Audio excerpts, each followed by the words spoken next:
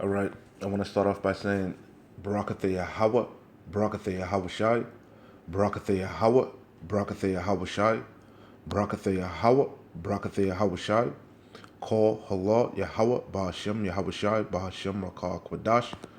Double honor to the apostles of GMS who rule well and who taught me this truth. And shalom to you, sincere Akim, out there listening, learning, and pushing this truth. And shalom to the few sincere Akwath as well. All right. With that being said, I'm gonna jump straight into this video. I don't want to ratazah. It'll be edifying as usual. I'm gonna go in the Rakah Kwadash. It's not gonna be long. Just got a couple scriptures I'm gonna go into. As you can see, pretty sure you heard about it already. Was this KTNV Channel 13 Las Vegas, and they have a video entitled "Miss Nevada USA Crowns Trans Woman for First Time." So Miss Nevada USA crowns trans woman for first time. Okay, and that brought a scripture to mind pretty much because I was listening to the two scriptures in particular came to mind. The Isaiah, what's that, 3 and 9. Isaiah 3 and 9. The shoe or show, right? That's old English. Shoe is old English for show. The shoe or show of their countenance doth witness against them, and they declare their sin as Sodom. They hide it not. Woe unto their soul, for they have rewarded evil unto themselves. All right, and that's the point. I'm not gonna say too much on it, because the video gets stricken. But hey, we know this place, America, is spiritually Sodom and Egypt. Okay, also Babylon the Great, Mystery Babylon, amongst other things. But hey, this is a further reason why Yahweh Shem Yahushai is going to judge this place, man. The sins of this place, man, is going up to the heavens. And as the scripture has said, Babylon have been a golden cup in the Lord's hand. It has made the earth drunken, man. And the nations, they follow behind this madness, okay? You know? Again, Isaiah 3 and 9. The shoe or show of their countenance doth witness against them, and they declare their sin as Sodom. They hide it not. Woe unto their soul, for they have rewarded evil unto themselves.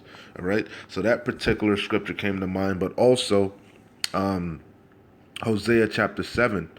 All right, because as you can see, the blue letter titled it Ephraim's iniquity, and we know Ephraim, or you so-called Puerto Ricans, right?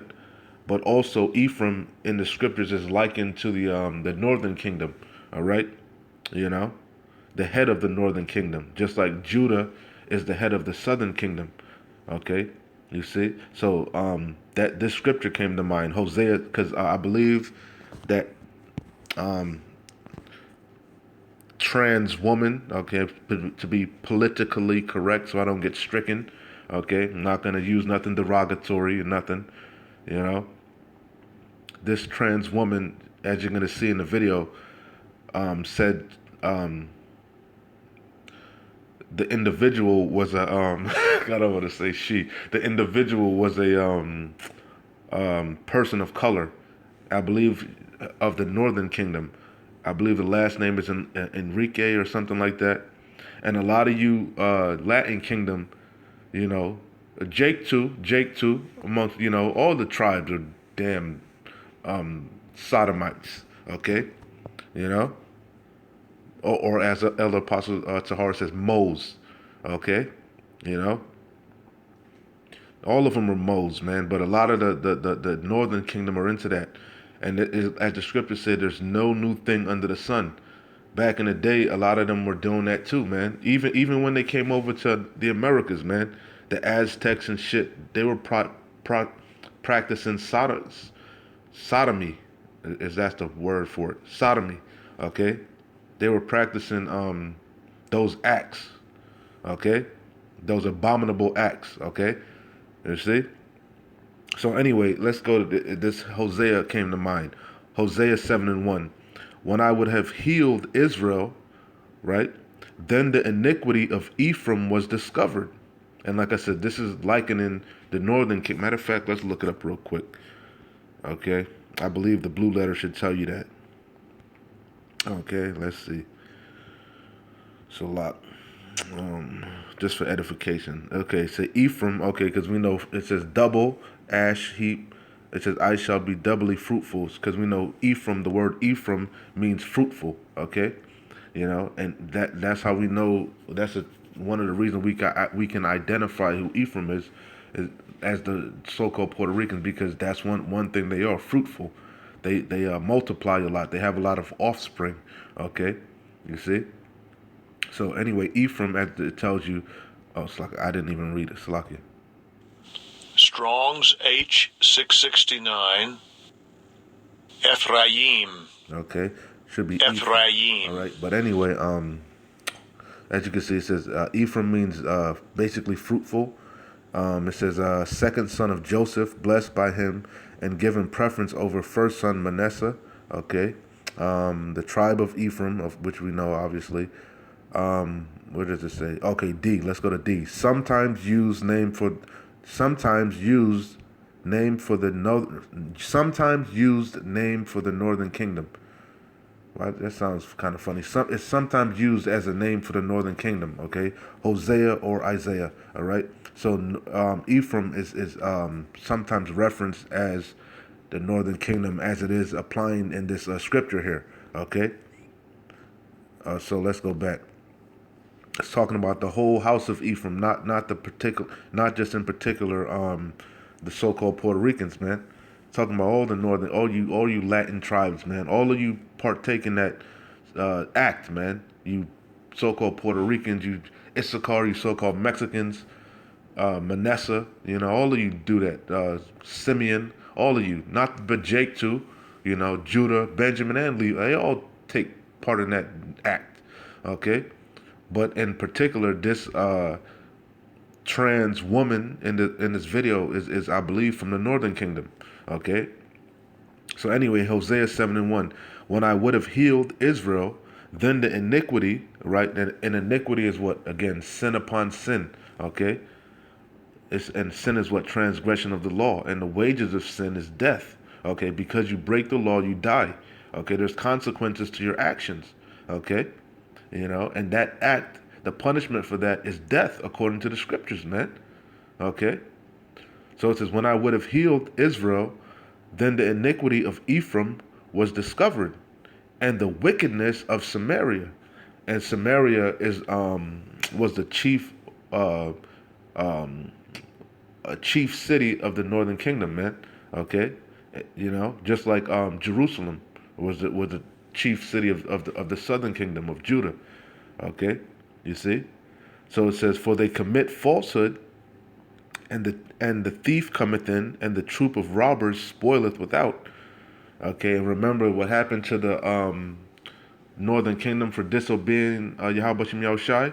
They were led into the Assyrian captivity, and ultimately came over to the Americas, and as the scripture said, both kingdoms, roughly paraphrasing, were oppressed together in the land of the north. Okay, you see. So it says, and the troop of robbers spoileth without. Hey, and who's part of that? If you're looking at Ephraim as part of the northern kingdom, not just as one tribe, right? You're looking at it as a whole, right? Gad was part of the northern kingdom, and that's the prophecy. A troop shall overcome thee. You see. But God was going to overcome at the latter end, okay? And that's the good news, okay? We're at the end of our bid, okay? All the tribes are coming together. Why? Because the tabernacle of David is being established as the days of old, man. Okay, we're close, man. So anyway, Salakia, I didn't want to make that long, but the Spirit told me to kind of like go into it. So anyway, Hosea 7:1. When I would have healed Israel, then the iniquity of Ephraim was discovered, and the wickedness of Samaria. For they commit falsehood, and the thief cometh in, and the troop of robbers spoileth without. And they considered not in their hearts that I remember all their wickedness. Right? It says, now their own doings have beset them about. They are before my face.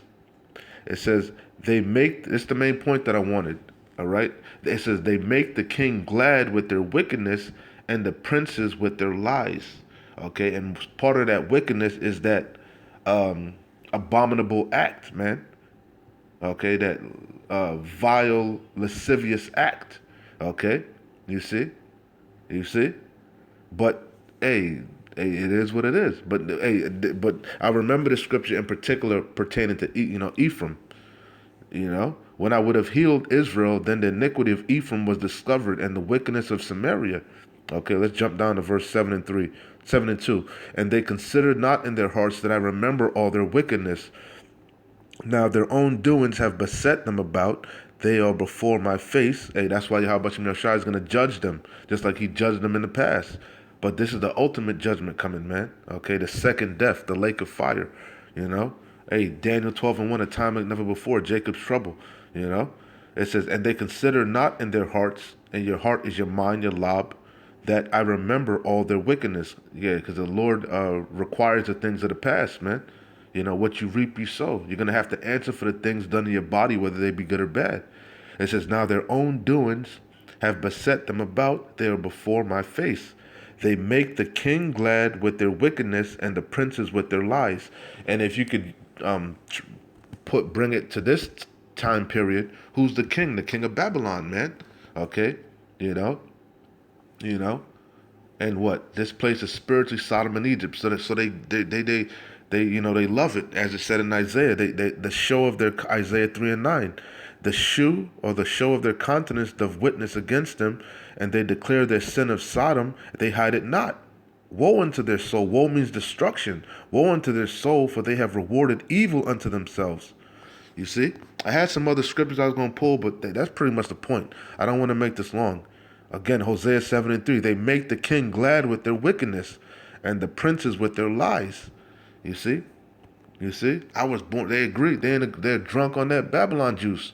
Whatever Esau Edom says, they with it. They with the folly, the bullshit. Okay, I was born this way, and all that nonsense. Hey, let me stop before I say something I shouldn't. Okay. So anyway, I don't want to write this out. This was edifying. I'm gonna close out with the video. Like I always say, man, keep pushing. Keep your eye on the prize. Keep your eye on the kingdom. Keep your eyes single. Hey, we're close. Shalom. Wa abad babo. And new tonight, history made at the pageant. Thanks so much for joining us tonight. I'm Trisha Keene. And I'm Ty Quinones. Now, for the first time ever, a transgender woman has been crowned Miss Nevada USA. And 13 Action News anchor Jackie Kostick spoke with the winner and finds out what this win means to the LGBTQ community. It's amazing because it's Pride Month and it's the 52nd anniversary of Stonewall, so it's a special moment for my community. When Cataluna Enriquez was crowned Miss Nevada USA on Sunday night, she made history. I'm the first trans woman and a trans woman of color, and it's time that our voices... Salakia, I gotta pull that. Man, hey, you don't want to watch my videos, turn this shit off, man. Hey, man, damn. Hosea 7 and 1. When I would have healed Israel, then the iniquity. Hey, and hey, this time Yahweh Shai is healing us, man. How is he healing us with this word? Okay, but only the remnant is returning. You see, the rest of Israel, they want to do folly. Okay, when I would have healed Israel, then the iniquity of Ephraim was discovered, and the wickedness of Samaria, for they commit falsehood, and the thief cometh in, and the troop of robbers spoileth without, and they consider not in their hearts. Yeah, they're wallowing in their sins, man. They love it here, man. They're doing backstrokes in Babylon the Great, man.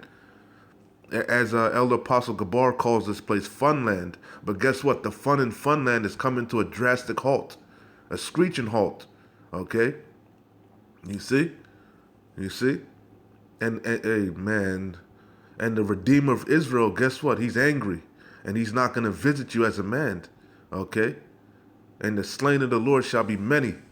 Okay? He's going to catch bodies. It says, and they consider not in their hearts that I remember all their wickedness. Now their own doings have beset them about.